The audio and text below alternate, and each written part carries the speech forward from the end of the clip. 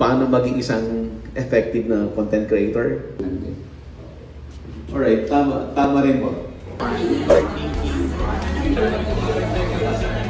Parang vlogger.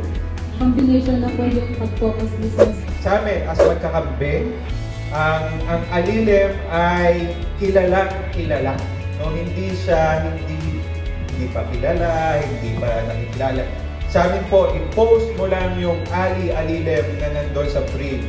Alam na ng tao kung saan ka pupunta. Alam ng tao kung anong pupuntahan namin.